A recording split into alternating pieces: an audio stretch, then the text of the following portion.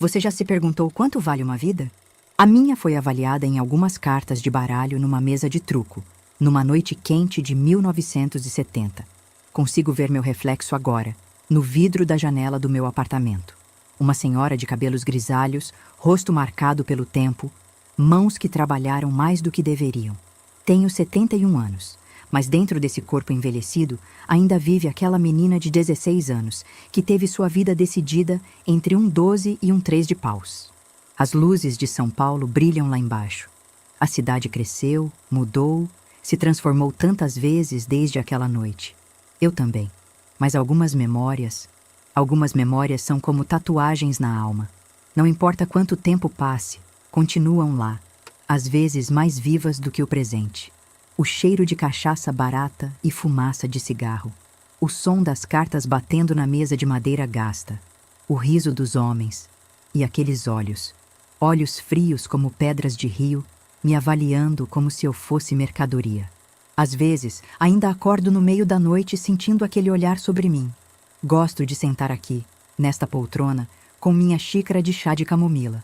De manhã será café forte, coado no pano como minha avó me ensinou. Mas à noite, quando as lembranças ficam mais pesadas, preciso de algo para acalmar. Deixo as luzes baixas e observo a cidade. Penso em quantas histórias como a minha estão escondidas por trás daquelas janelas iluminadas. Quantas mulheres carregam segredos que nunca puderam contar. Meus netos vêm me visitar aos domingos, trazem vida e barulho para este apartamento. Perguntam sobre minha juventude, como conheci o avô deles, como construí meus negócios. Conto histórias de superação, de trabalho duro, de perseverança. É verdade tudo que conto, mas nunca contei a história completa. Como poderia? Como explicar a crianças que sua avó já foi propriedade de alguém?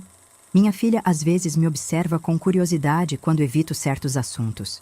Ela sabe que há lacunas na minha história. Respeita meu silêncio. Talvez desconfie de algo. Às vezes penso que deveria contar a ela antes que seja tarde demais. Antes que eu leve essa história comigo. Esta manhã abri a gaveta da cômoda onde guardo minhas lembranças mais antigas. No fundo, sob cartas amareladas e fotografias desbotadas, está um baralho velho. As cartas estão gastas, manchadas pelo tempo. O contorno dos reis e valetes quase não se distingue mais. Mas não preciso ver as figuras claramente. Cada carta desse baralho está impressa na minha memória. Foi com um baralho idêntico a este que minha vida foi apostada. Eu me chamo Aparecida, mas por 2 anos me chamaram de Maria. Como se meu nome verdadeiro pudesse ser apagado junto com tudo o mais que me pertencia. Como se trocar meu nome pudesse me transformar em outra pessoa. Talvez tenham conseguido, de certa forma.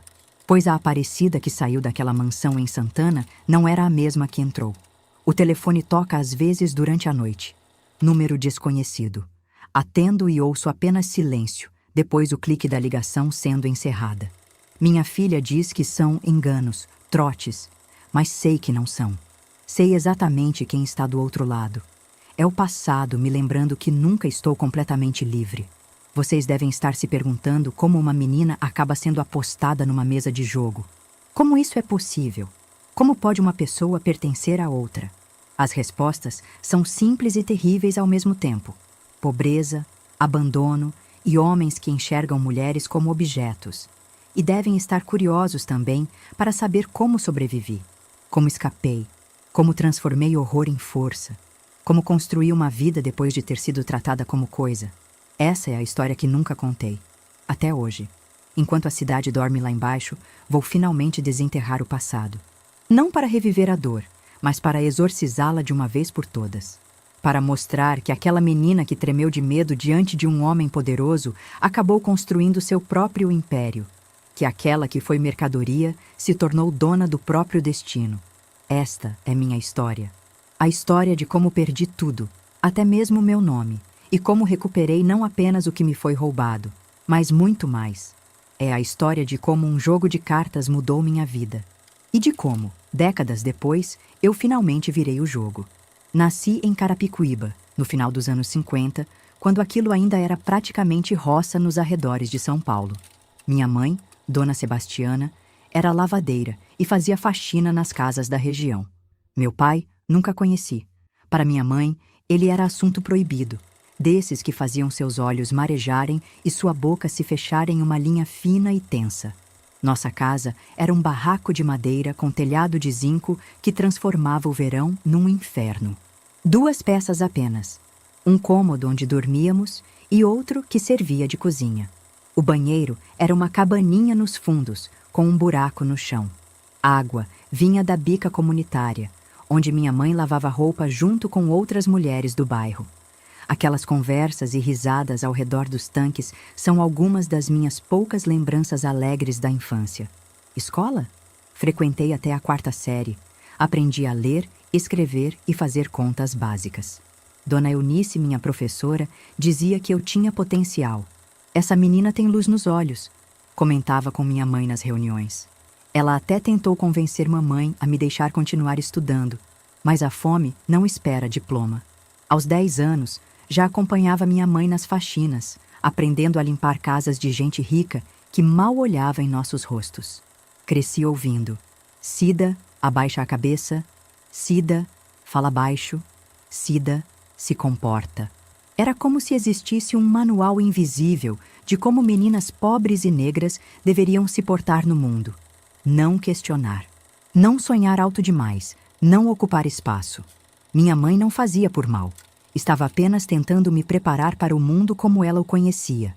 Éramos apenas nós duas, até meus 14 anos, quando Benício apareceu. Tinha conhecido minha mãe na feira, onde ele trabalhava carregando caixotes. Alto, forte, com um sorriso fácil que fazia minha mãe corar como adolescente. No início, parecia uma bênção. Trazia comida para casa, consertou o telhado que pingava, fez uma instalação elétrica improvisada que nos permitiu ter uma lâmpada e um rádio velho. Agora temos um homem em casa, dizia minha mãe, como se aquilo resolvesse todos os problemas. E por alguns meses pareceu resolver mesmo. Benício era engraçado, contava histórias da Bahia, sua terra natal, cantava forrós enquanto tomava uma cachaçinha depois do jantar. Ele me chamava de filhota e dizia que ia me ensinar a dançar para arranjar um bom marido. Mas logo a cachaça passou a ser mais frequente. As histórias foram substituídas por silêncios pesados ou discussões com minha mãe. O dinheiro começou a faltar. Descobrimos que Benício tinha outra paixão além da minha mãe: o jogo. Apostava tudo o que ganhava em rinhas de galo, corridas de cavalo e principalmente cartas. É só uma fase, justificava minha mãe quando eu questionava. Homem é assim mesmo, Cida. A gente precisa entender. E ela entendia tanto que começou a fazer horas extras nas faxinas, assumindo mais casas, voltando cada vez mais tarde, mais cansada, mais curvada. Aos 15 anos, comecei a trabalhar como doméstica na casa da família Monteiro, no Butantã. Saía de casa às 5 da manhã e voltava às 8 da noite.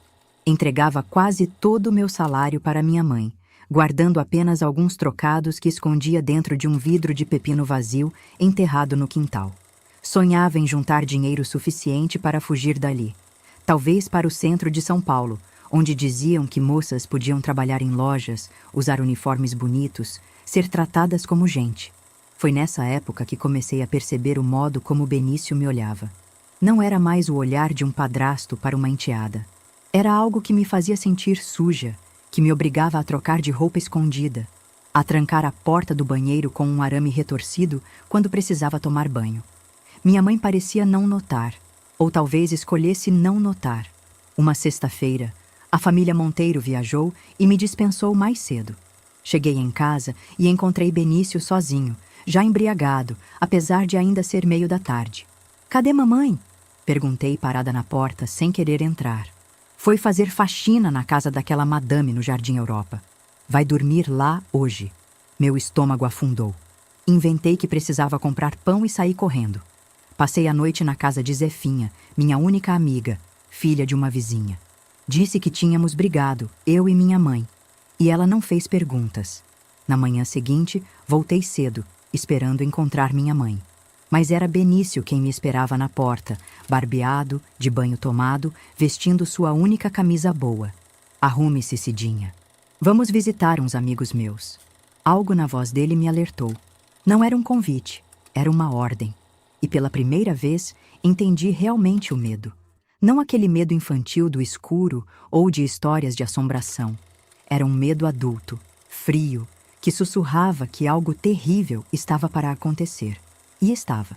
O bar do Neco ficava numa viela estreita da Lapa, tão apertada que 2 carros não conseguiriam passar lado a lado. Era um lugar sem placa na frente. Apenas uma porta de metal desbotado e uma janela coberta por grade e cortina amarelada. Para os não iniciados, poderia parecer apenas mais um boteco decadente. Mas os frequentadores sabiam que ali, nos fundos, além do balcão manchado e das mesas bambas, havia um pequeno salão onde aconteciam jogos de azar proibidos pela ditadura militar que governava o país. Benício me guiava com uma mão firme em meu braço, como se temesse que eu pudesse fugir. E eu queria. Deus sabe como eu queria. Mas para onde? Com que dinheiro? E o que aconteceria com minha mãe quando ela descobrisse? A fumaça dos cigarros formava uma névoa cinza azulada que pairava no teto baixo. O cheiro era uma mistura de suor, bebida derramada e comida frita. Homens de todas as idades se aglomeravam em grupos, alguns em pé ao redor do balcão, outros sentados em mesas espalhadas pelo salão principal. Quando entrei, senti o peso dos olhares masculinos. Era a única mulher naquele ambiente, com exceção de 2 garçonetes de meia-idade que circulavam entre as mesas. "Fica aqui", ordenou Benício, me acomodando num banquinho no canto. "Não conversa com ninguém." Fiquei ali, deslocada, desconfortável no meu único vestido bom. Um algodão estampado com flores pequenas que minha mãe tinha comprado numa promoção do Mapping, quando fiz 15 anos. Tentei me fazer invisível, mas era impossível. De vez em quando, algum homem passava e fazia um comentário, ou simplesmente me olhava de cima a baixo, sorrindo de um jeito que me fazia querer me cobrir com os braços. Benício desapareceu por uma porta nos fundos por quase 1 hora. Quando voltou, estava acompanhado por um homem que imediatamente capturou toda a minha atenção. Não era particularmente alto ou forte, mas havia algo em sua postura que transmitia poder. Vestia calça social e camisa de manga curta branca impecavelmente passada. Usava um relógio dourado que brilhava mesmo sob a luz fraca do bar. Seus cabelos negros eram penteados para trás com brilhantina, revelando um rosto anguloso, de sobrancelhas grossas e olhos escuros que pareciam avaliar tudo ao seu redor em termos de valor monetário. "Esta é a menina", disse Benício, me apresentando como se eu fosse um produto à venda. O homem me examinou sem pressa, me fazendo sentir como se estivesse nua sob seu olhar calculista. "Quantos anos tem?" Sua voz era grave, controlada. 16, respondeu Benício, antes que eu pudesse abrir a boca. "Sabe cozinhar? Limpar? Sabe tudo. Trabalha em casa de família desde os 14. É uma menina prendada." O homem sorriu, mas o sorriso não alcançou seus olhos. "Vamos ver se tem sorte no jogo hoje, Benício. Se sua dívida aumentar, talvez tenhamos que pensar em outros arranjos." Não entendi completamente o que estava acontecendo, mas senti um calafrio percorrer minha espinha. Benício evitava meu olhar. O homem, que descobri depois se chamar Armando Vilar, fez um gesto para que o seguíssemos até a sala dos fundos. A sala era pequena, mas menos enfumaçada que o salão principal. Uma única mesa redonda ocupava o centro, cercada por 5 cadeiras. Em um dos cantos, um homem corpulento de pé parecia ser uma espécie de segurança. Na mesa, outros 3 homens já estavam sentados, jogando cartas e bebendo. Notei as notas de dinheiro empilhadas no centro. Mais dinheiro do que eu jamais tinha visto na vida. "Senhores", disse Vilar, "este é Benício, de quem falei. E esta é a garantia dele." Todos os olhares se voltaram para mim e lutei contra o impulso de correr. Benício me empurrou para uma cadeira no canto e se sentou à mesa. Vilar tomou seu lugar e o jogo recomeçou. Era truco, descobri observando. O barulho das cartas batendo na mesa, as exclamações, os xingamentos quando alguém perdia uma rodada, tudo isso formava uma sinfonia macabra que embalava meu crescente pavor. As horas passaram. Benício bebia mais a cada rodada perdida. Vilar, por outro lado, não tocava em álcool e mantinha a mesma expressão impassível, independentemente das cartas que recebia. Uma das garçonetes me trouxe um refrigerante em um copo de vidro arranhado. Não consegui beber. Meu estômago estava amarrado em nós. Quando o relógio na parede marcou quase meia-noite, a situação de Benício era desesperadora. Sua pilha de dinheiro tinha se transformado em uma montanha de dívidas anotadas em um caderninho por um dos homens. Seu rosto estava vermelho, coberto de suor, e suas mãos tremiam levemente ao embaralhar as cartas. Foi então que ouvi as palavras que mudaram para sempre o curso da minha vida. Não tenho mais dinheiro, disse Benício, sua voz pastosa pela bebida. Houve um momento de silêncio tenso. Os outros jogadores trocaram olhares. Vilar permaneceu impassível, apenas erguendo uma sobrancelha em questionamento. Mas tenho algo mais valioso, continuou Benício, fazendo um gesto em minha direção. A menina, trabalhadora, saudável, vale mais que dinheiro. O ar pareceu sumir da sala. Senti como se tivesse levado um soco no estômago. Benício não podia estar falando sério. Não podia estar me oferecendo como o quê? Pagamento? Garantia? Propriedade? Os outros homens pareceram tão chocados quanto eu, mas por razões diferentes. Eles olhavam do meu padrasto para mim, alguns com desconforto visível, outros com um interesse repentino que me fez sentir náuseas. Apenas Vilar manteve a compostura. Ele me estudou com mais atenção agora, seus olhos frios calculando meu valor. Depois de um longo momento que pareceu uma eternidade, ele falou: 3 rodadas. Se eu ganhar, a menina vem comigo como pagamento da dívida. Se você ganhar, a dívida está limpa. Tudo zerado. Benício nem hesitou. Feito. Não houve perguntas sobre o que eu pensava, sobre o que eu queria. Naquele momento, entendi com perfeita clareza que para eles eu não era uma pessoa. Era uma mercadoria. Algo a ser negociado, trocado, possuído. As 3 rodadas seguintes foram como um pesadelo em câmera lenta. Observei as cartas sendo distribuídas, ouvindo meu coração martelar nos ouvidos. Benício, bêbado e desesperado, jogava com imprudência. Vilar, calculista e sóbrio, jogava com a precisão de quem sabia exatamente o que estava fazendo.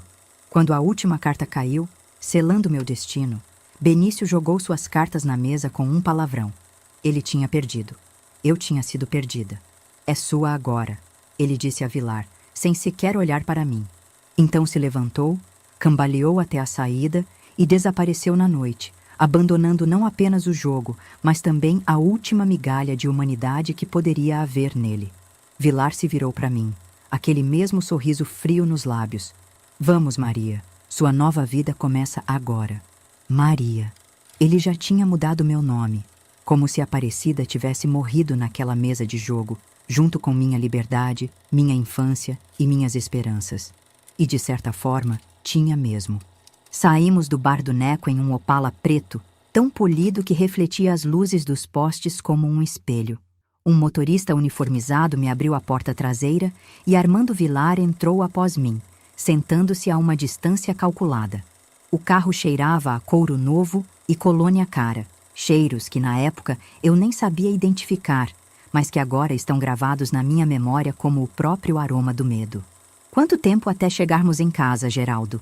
Perguntou Vilar ao motorista. Cerca de 20 minutos, patrão. O trânsito está bom a esta hora. Vilar assentiu e virou-se para mim. Seu rosto estava parcialmente iluminado pelas luzes da cidade que passavam pela janela, criando um jogo de sombras que o tornava ainda mais intimidador. Algumas regras, Maria. Ele enfatizou o nome que havia me dado, como se quisesse que eu entendesse que Aparecida não existia mais. Primeira, você pertence a mim, agora. Aquele vagabundo do seu padrasto me devia dinheiro suficiente para comprar 3 casas como a que você morava. Considere-se uma forma de pagamento. Engoli em seco, incapaz de responder. O carro deslizava pelas ruas de São Paulo, afastando-se da região pobre onde eu havia crescido, em direção a bairros que eu só conhecia por ouvir falar. Segunda regra. Na minha casa, você fará o que eu mandar. Trabalha para mim agora. Vai limpar, vai servir, vai fazer o que for preciso. Em troca, terá comida, roupa, um teto. Mais do que merece considerando sua origem. Suas palavras eram como facas, cada uma cortando um pedaço da minha identidade. Naquela noite, eu não era mais a Aparecida que sonhava em juntar dinheiro para mudar de vida, que lia revistas velhas sonhando com um futuro melhor, que tinha uma mãe esperando por ela, mesmo que em uma casa miserável. Eu era Maria, uma propriedade adquirida em uma mesa de jogo. Terceira regra: esqueça sua vida anterior. Sua família, seus amigos, seu nome de batismo. Nada disso existe mais. Se tentar fugir, vou encontrá-la.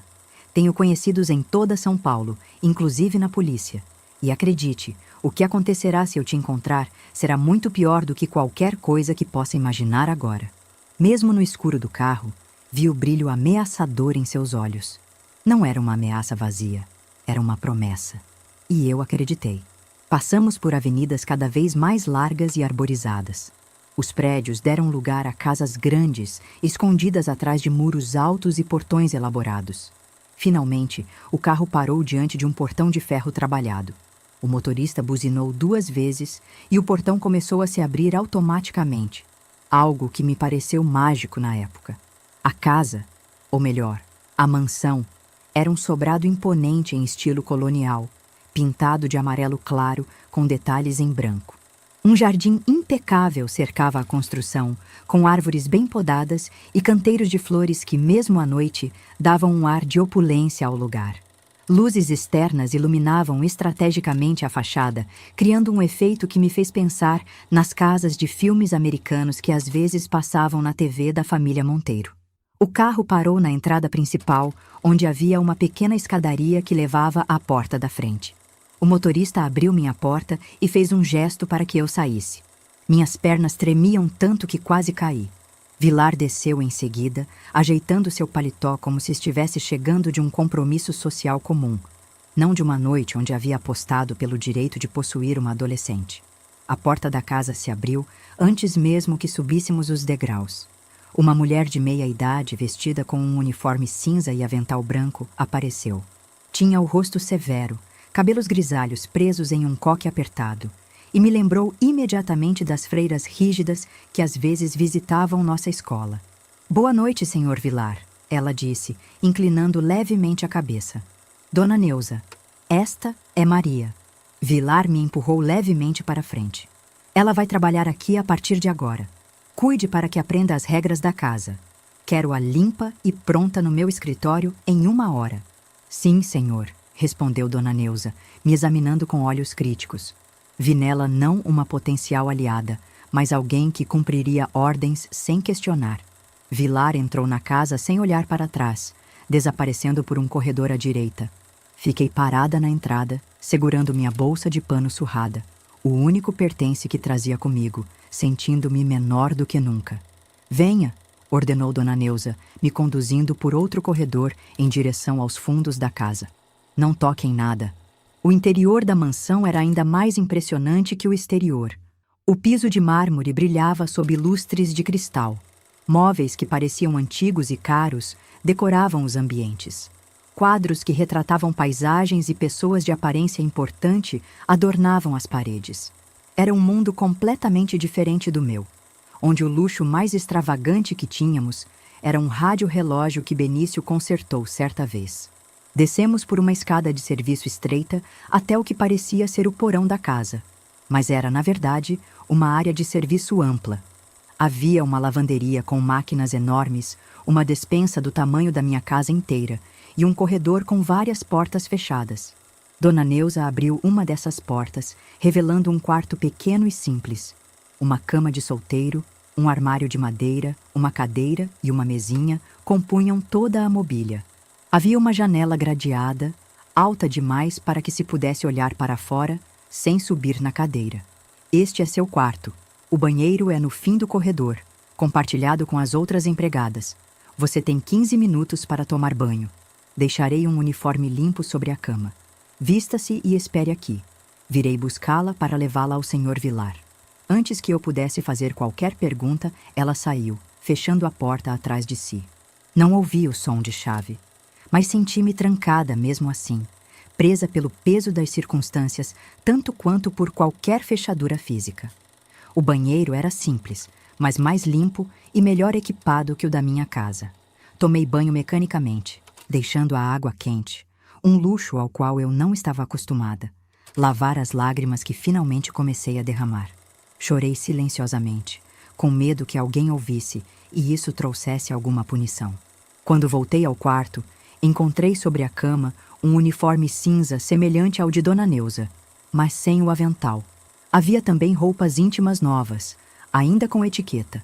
Vesti-me rapidamente, sentindo o tecido sintético áspero contra minha pele. As roupas eram um pouco grandes, mas serviriam. Sentei na beira da cama, olhando para minhas mãos. Nelas vi as pequenas cicatrizes e calos formados pelos anos de trabalho doméstico. Marcas de uma vida difícil que, ironicamente, agora pareciam pertencer a uma época feliz em comparação com o que me aguardava. Exatamente 15 minutos depois, Dona Neuza voltou. Venha, o senhor está esperando. Seguia pelos corredores da casa, memorizando instintivamente cada curva, cada porta, cada detalhe que pudesse ser útil mais tarde. Era um hábito que tinha desenvolvido desde pequena. Conhecer as rotas de fuga, saber onde me esconder quando necessário. Na casa da família Monteiro, isso me salvou várias vezes do filho mais velho, que tinha mãos rápidas e olhos gulosos. O escritório de Vilar ficava no andar superior, uma sala ampla forrada de livros que eu duvidava que ele tivesse lido. Uma escrivaninha imponente ocupava o centro do ambiente, e atrás dela, em uma cadeira de couro giratória, estava Armando Vilar. Ele havia trocado a roupa por um robe de seda vinho e segurava um copo de alguma bebida âmbar. Pode se retirar, Dona Neuza, ele disse, sem tirar os olhos de mim. A governanta saiu, fechando a porta atrás de si com um clique suave, mas definitivo. Vilar indicou uma cadeira à frente da escrivaninha. Sente-se. Obedeci, mantendo os olhos baixos como havia aprendido a fazer na presença de gente importante. Olhe para mim quando eu falar com você, ele ordenou, sua voz calma, mas com um tom subjacente de ameaça. Levantei os olhos, encontrando seu olhar penetrante. Ele sorriu, satisfeito com minha obediência. Você deve estar se perguntando o que vai acontecer com você aqui, ele começou, girando lentamente o copo entre os dedos. A resposta é simples. O que eu quiser. Entendeu? Assenti em silêncio. Responda quando eu fizer uma pergunta. Sim, senhor. Consegui murmurar, minha voz quase inaudível. Melhor. Você tem alguma ideia do valor de uma pessoa, Maria? Sabe quanto custa uma vida? A pergunta me pegou de surpresa. Não sabia o que responder. A maioria das pessoas acha que uma vida humana é algo precioso, inestimável, continuou ele, sem esperar minha resposta. Mas a verdade é que tudo tem um preço. Algumas vidas valem milhões. Outras, ele fez um gesto em minha direção, podem ser compradas por algumas cartas de baralho e uma dívida de jogo. Suas palavras eram frias, calculadas para me diminuir, para me fazer entender meu lugar em seu mundo.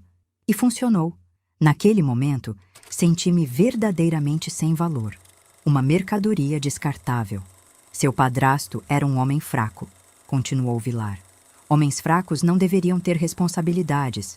Eles sempre falham, sempre traem. Foi um favor que fiz a você, tirando-a daquela vida miserável. Um favor. Era assim que ele via, como se me comprar numa aposta fosse um ato de caridade. A partir de amanhã, você vai trabalhar. Vai aprender a servir adequadamente, a se comportar como se espera. Mas hoje, ele se levantou, dando a volta na escrivaninha até parar bem na minha frente. Hoje, você vai entender exatamente a quem pertence agora. Foi nesse momento que percebi, com absoluta clareza, o verdadeiro horror da minha situação. O que estava prestes a acontecer naquela sala seria apenas o começo de um longo pesadelo. Se fecho os olhos agora, mais de 50 anos depois, ainda posso sentir o cheiro daquela colônia cara, ouvir o tilintar do gelo em seu copo, ver o brilho predatório em seus olhos.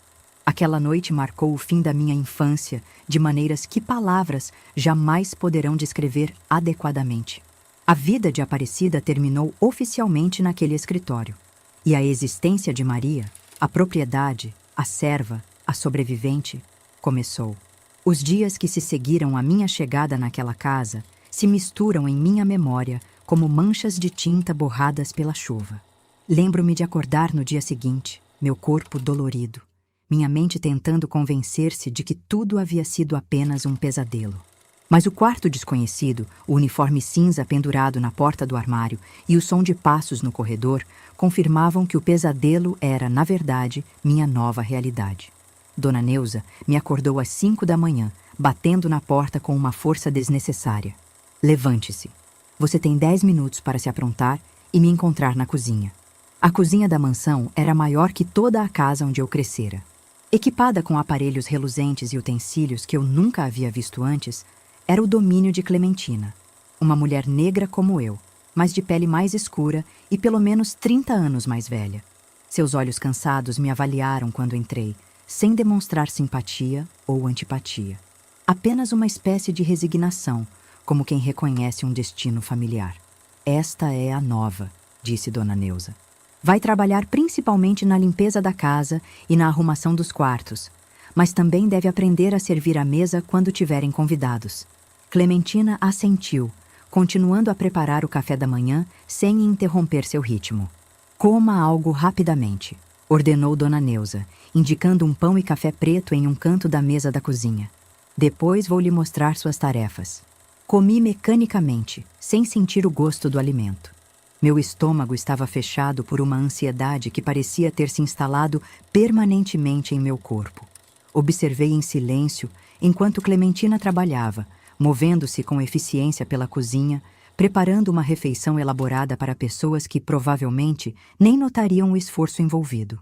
Após o café, Dona Neuza me levou por toda a casa, explicando minuciosamente cada tarefa que eu deveria realizar. Limpar os banheiros, passar pano nos pisos de mármore, tirar o pó dos móveis antigos, trocar as roupas de cama. Para cada atividade, havia um procedimento específico, um produto particular, uma maneira correta. O Sr. Vilar não tolera imperfeições, ela repetia constantemente. Se algo não estiver exatamente como ele gosta, você será punida. A palavra punida pendia no ar como uma ameaça constante. Eu ainda tinha marcas das punições da noite anterior, marcas que tentava esconder sob o uniforme, mas que doíam a cada movimento. Por volta das 10 da manhã, conheci Dalva, responsável pela lavanderia. Era uma mulher de meia-idade, magra, com olheiras profundas e um leve tremor nas mãos. Ela me ensinou como lavar e passar as camisas de Vilar. Cada uma devia ser passada de uma maneira específica, com vincos exatos nas mangas e no colarinho. Ele joga fora se não estiver perfeito, explicou ela, demonstrando como fazer. E desconta do nosso pagamento. Pagamento? Perguntei surpresa. Não havia considerado que poderia receber algo pelo meu trabalho. Dalva me olhou com uma mistura de pena e confusão. Você não veio por uma vaga de empregada, veio? Baixei os olhos, sentindo o rosto queimar de vergonha. Não sabia como explicar minha situação. Nem tinha certeza se devia. Ah, menina! Dalva suspirou, parecendo entender sem que eu precisasse dizer. Não é a primeira vez que ele traz alguém assim. Só, tente fazer tudo direito, tá? Não chame atenção. Quanto menos ele notar você durante o dia, melhor. Aquele conselho, não chame atenção, tornou-se meu mantra nos dias que se seguiram. Aprendi a me mover silenciosamente pelos corredores, a fazer meu trabalho com eficiência mecânica, a me tornar quase invisível. Durante o dia, essa estratégia funcionava. Mas as noites eram outra história. A mansão tinha outros habitantes além de Vilar. Sua esposa, Marli, uma mulher loira e magra, que parecia perpetuamente entediada ou levemente embriagada. Ela praticamente não me notava, tratando-me como trataria um móvel ou um eletrodoméstico, algo útil, mas sem valor intrínseco. Havia também o filho, Kleber, um jovem de 20 e poucos anos que herdara do pai não apenas os negócios, mas também o olhar predatório. E, ocasionalmente, a filha caçula, Sílvia, que estudava em um internato e só vinha para casa nas férias. Nos primeiros dias, senti-me completamente sozinha. Não havia ninguém com quem eu pudesse falar verdadeiramente. Clementina, Dalva e as outras empregadas eram educadas, mas distantes. Talvez por autopreservação, talvez porque já tivessem visto outras Marias virem e irem. À noite, sozinha no meu pequeno quarto, eu chorava silenciosamente, mordendo o travesseiro para abafar o som. Pensava na minha mãe. Será que ela sabia o que Benício tinha feito? Estaria me procurando? Ou teria aceitado alguma mentira contada por ele? Imaginava-a preocupada, perguntando por mim nas casas dos vizinhos, talvez até na polícia. Mas outra parte de mim temia que ela simplesmente tivesse aceitado meu desaparecimento, talvez até com alívio por ter uma boca a menos para alimentar. O pior era a sensação constante de vulnerabilidade. Nunca sabia quando Vilar poderia aparecer, quando seria chamada ao seu escritório ou ao seu quarto. Vivia em permanente estado de alerta, sobressaltando-me com qualquer ruído, meu coração disparando ao ouvir passos se aproximando. O medo era meu companheiro constante. Mas aos poucos, algo mais começou a crescer dentro de mim. Não era exatamente raiva, embora houvesse muita raiva também. Era uma determinação silenciosa, uma recusa em deixar que aquele homem destruísse completamente quem eu era. Uma semana após minha chegada, encontrei um pequeno caderno em meio aos itens que seriam jogados fora.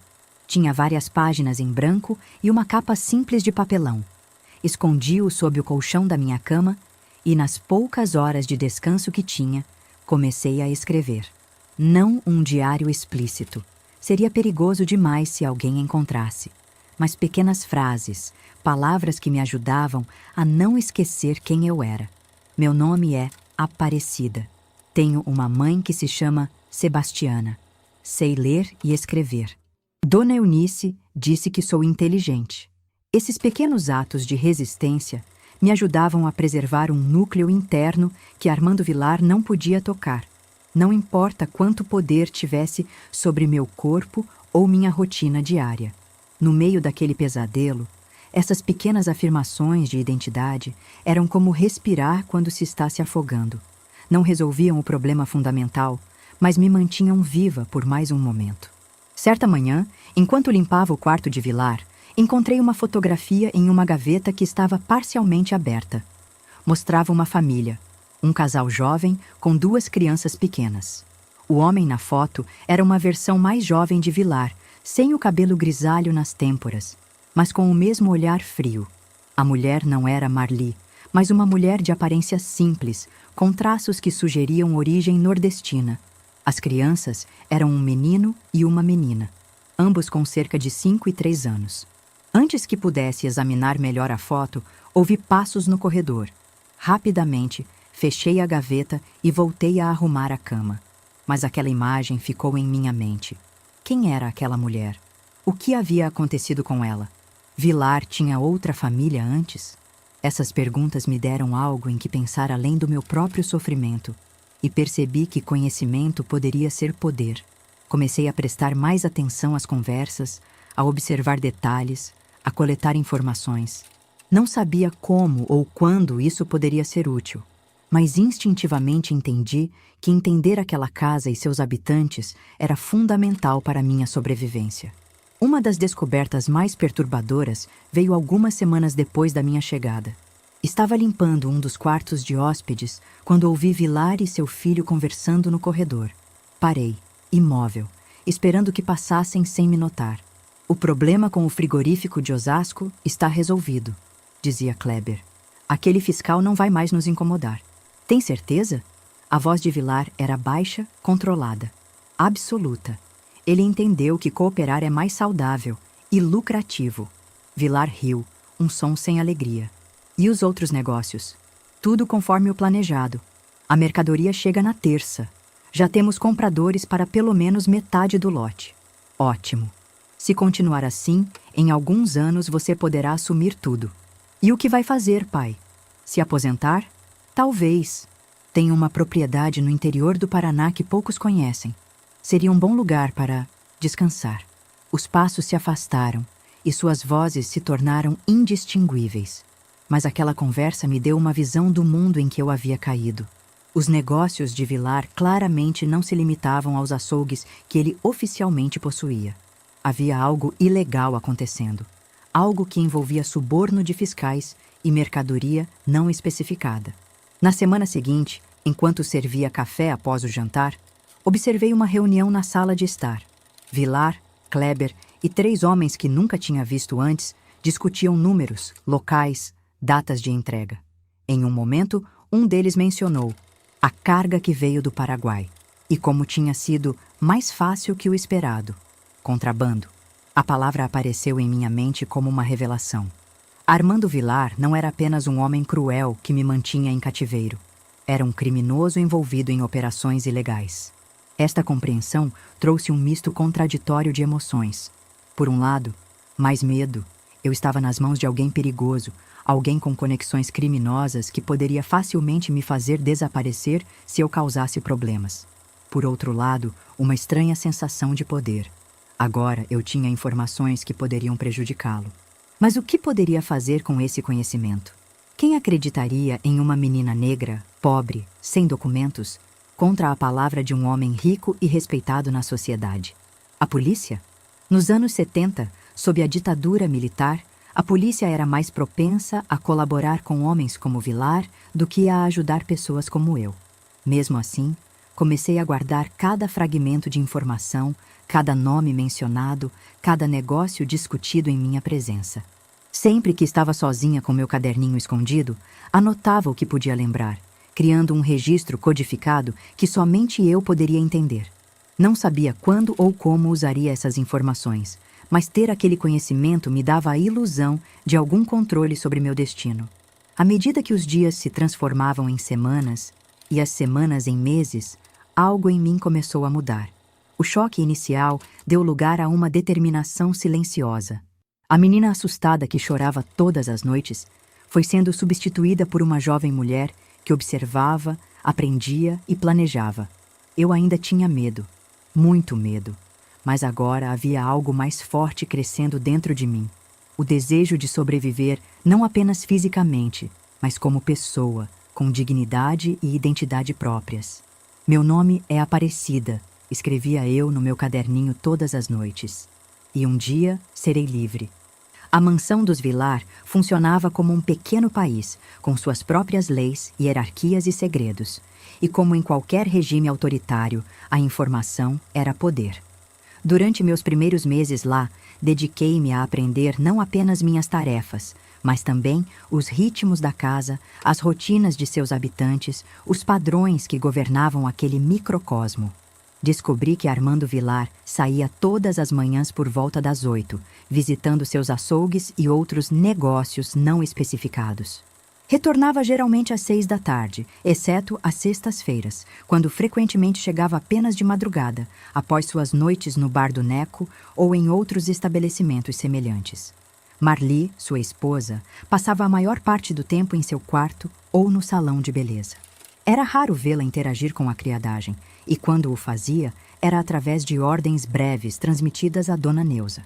Sua relação com Vilar parecia baseada em uma espécie de acordo tácito. Ele lhe proporcionava luxo e status social. Ela fazia vista grossa para suas atividades e seus hábitos. Kleber, o filho, era talvez o mais imprevisível. Às vezes, sumia por dias, outras vezes não saía de casa, trancado com o pai no escritório ou recebendo amigos para sessões de pôquer que invariavelmente terminavam em bebedeira. Ele tinha o hábito perturbador de observar as empregadas enquanto trabalhavam, fazendo comentários que iam do inapropriado ao obsceno. Aprendi também sobre as outras empregadas. Clementina vivia na mansão há mais de 20 anos, desde os tempos em que Vilar ainda estava construindo seu império.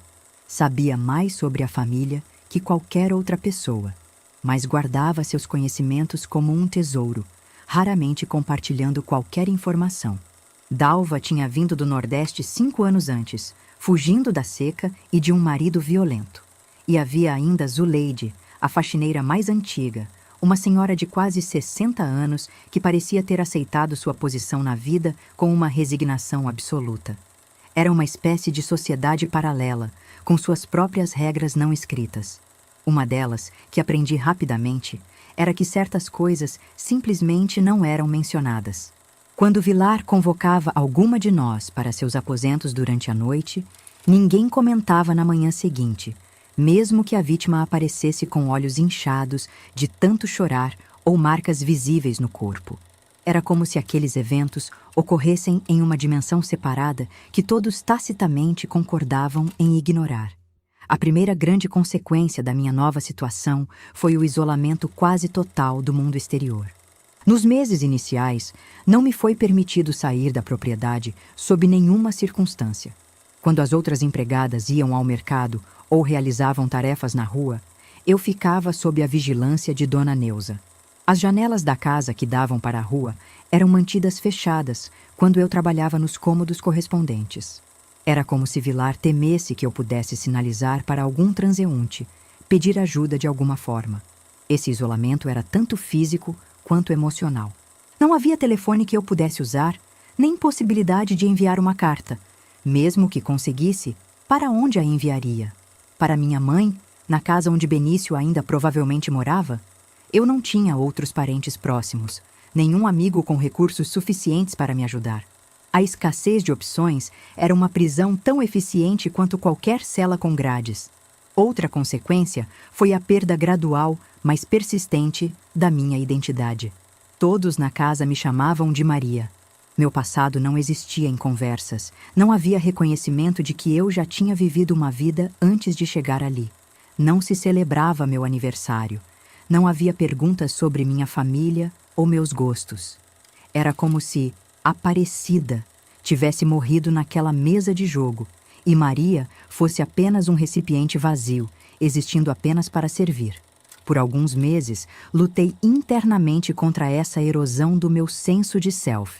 Meu caderninho escondido tornou-se meu único confidente, onde podia registrar não apenas informações sobre os Vilar, mas também memórias da minha vida anterior. O cheiro do café que minha mãe preparava de manhã, o som da chuva no nosso telhado de zinco, o gosto do pão com manteiga nas raras ocasiões especiais. Mas havia momentos em que me pegava respondendo automaticamente ao nome Maria, pensando em mim mesma como Maria, sonhando como Maria. Nesses momentos, sentia um pânico visceral, um medo de estar perdendo algo essencial e irrecuperável. A terceira e talvez mais complexa consequência foi a transformação da minha visão de mundo. Antes, em minha simplicidade, eu dividia as pessoas entre boas e ruins, entre aquelas que ajudavam e aquelas que machucavam. A vida na mansão dos Vilar destruiu essa dicotomia ingênua. Aprendi que as pessoas raramente são inteiramente boas ou más. Dona Neuza, por exemplo, era rigorosa e às vezes cruel em suas exigências, mas ocasionalmente demonstrava pequenos atos de gentileza. Um comprimido discretamente oferecido quando me via com expressão de dor. Um pedaço extra de bolo quando ninguém estava olhando.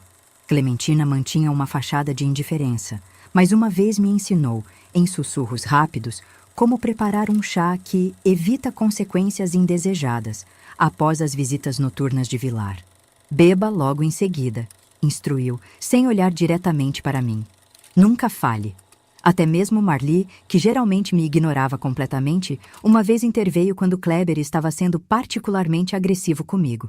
"Deixa a garota em paz", disse ela com sua voz arrastada pelo álcool. Seu pai não gosta quando outros mexem com o que é dele. Não era exatamente uma defesa motivada por compaixão, mas naquele momento serviu ao propósito de me proteger. Essa compreensão da complexidade humana foi dolorosa, mas essencial. Mostrou-me que mesmo em um ambiente hostil como aquele, alianças sutis podiam ser formadas, pequenas misericórdias podiam ser encontradas.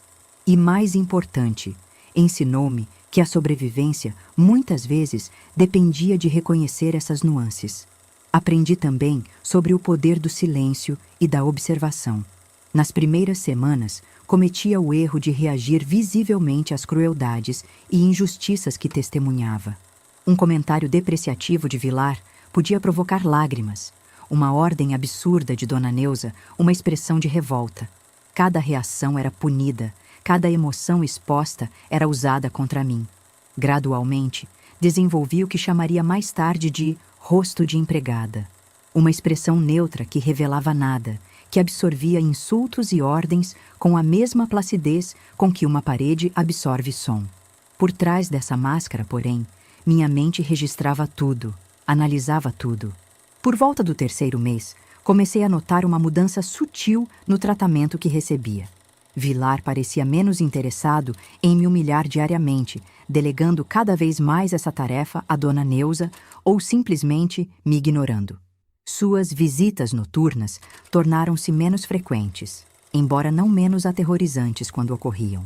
Essa mudança coincidiu com a chegada de uma nova empregada, Jussara, uma moça de 18 anos vinda do interior de Minas Gerais.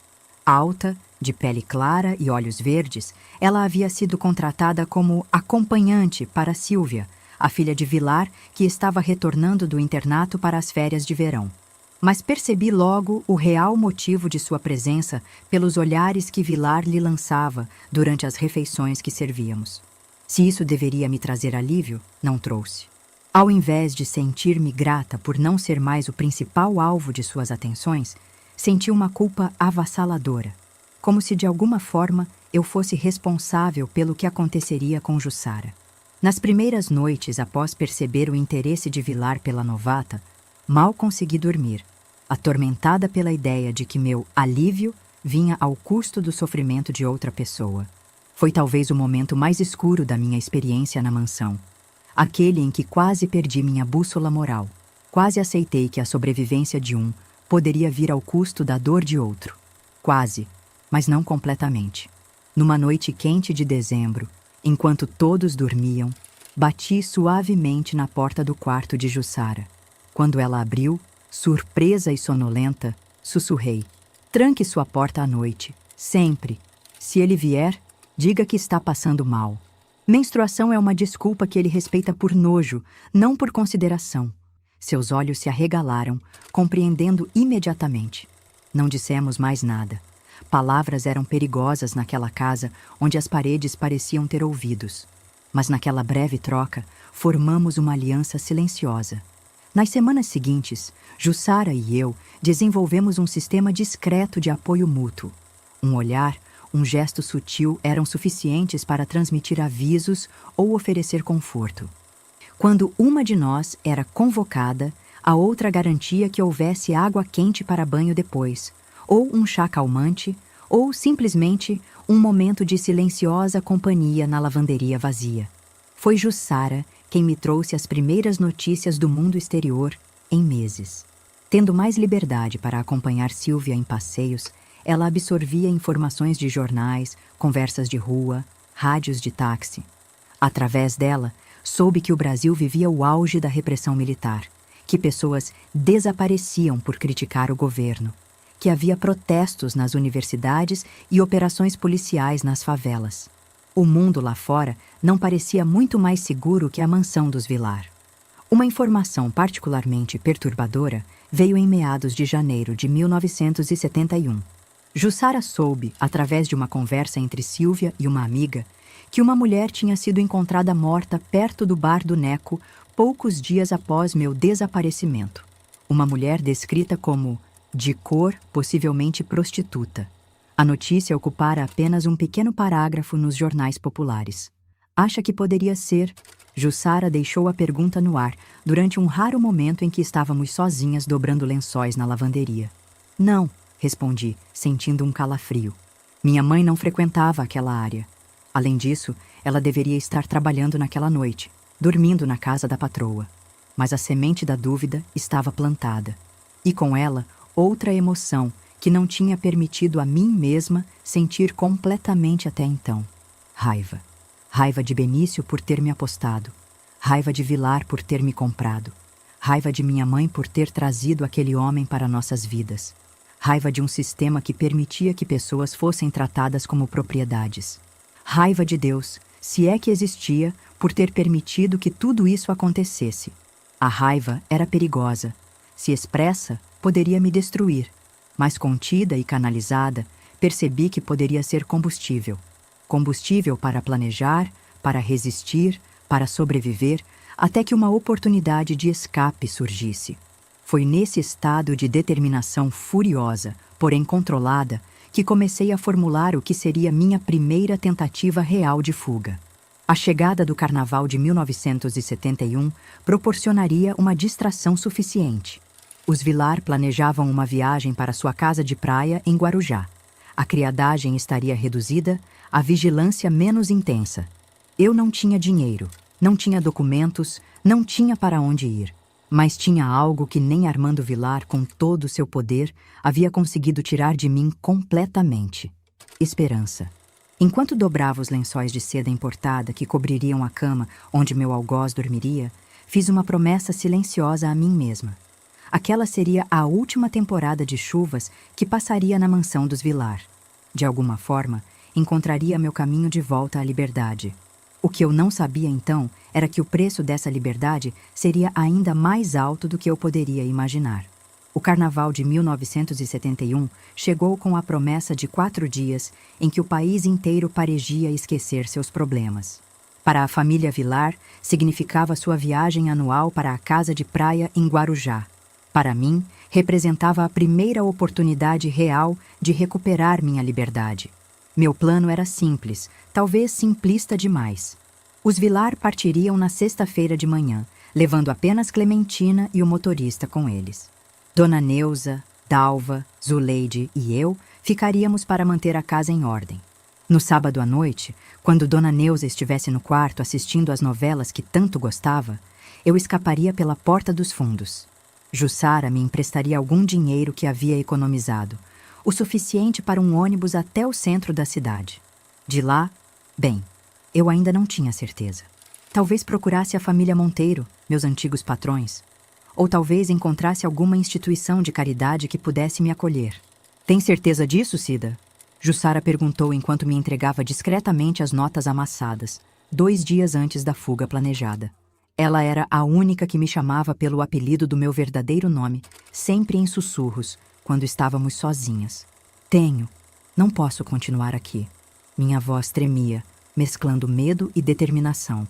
Se ficar mais tempo, vou deixar de ser eu mesma. Jussara assentiu, compreendendo o que eu não conseguia expressar em palavras. Não era apenas o abuso físico, as humilhações diárias ou o trabalho extenuante. Era a erosão constante da minha identidade, o perigo de internalizar a visão que Vilar tinha de mim, como um objeto, uma propriedade, algo menos que humano. Se conseguir, vou tentar mandar notícias, prometi, sabendo que era improvável. E um dia, quando estiver segura, volto para ajudar você.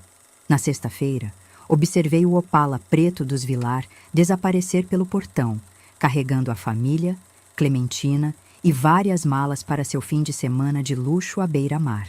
Senti um alívio momentâneo, como se o ar dentro da mansão ficasse subitamente mais respirável na ausência deles. Mas sabia que não podia baixar a guarda. Dona Neuza tinha olhos de águia e uma lealdade inabalável ao patrão. Passei o sábado realizando minhas tarefas normais, tentando não demonstrar nenhuma mudança no comportamento. Limpei os quartos, organizei o escritório, poli os talheres de prata. Cada movimento mecânico mascarava a tempestade interior de ansiedade e esperança que ameaçava me consumir. À noite, após o jantar simples que compartilhamos na cozinha, Dona Neuza se retirou para seu quarto com um copo de chá e o controle da televisão. Era o momento que eu esperava. Esperei 40 minutos, tempo suficiente para que ela estivesse absorta em sua novela favorita. Então, com o coração batendo tão forte que parecia que explodiria meu peito, peguei minha pequena trouxa, algumas roupas, meu caderninho de anotações e o dinheiro de Jussara, e me dirigi silenciosamente à porta dos fundos. A noite estava quente, úmida com a promessa de uma tempestade de verão. As cigarras cantavam em um coro ensurdecedor, camuflando o som dos meus passos pelo quintal dos fundos. O muro que cercava a propriedade parecia mais alto do que eu lembrava, mas havia uma árvore próxima que eu planejava usar para escalá-lo. Estava a meio caminho da árvore quando as luzes do quintal se acenderam de repente, inundando o espaço com claridade impiedosa. Congelei, ofuscada e exposta, como um animal surpreendido por faróis. Onde pensa que vai, Maria? Minha história continua na próxima parte. Se você sentiu que precisa saber o que aconteceu depois desta noite, clique nesse ícone que apareceu na tela ou busque em meu canal por A História Real desta Avó, o Preço da Aposta, parte 2. Lá você descobrirá como enfrentei as consequências desta tentativa de fuga e os eventos que mudariam para sempre o rumo da minha vida.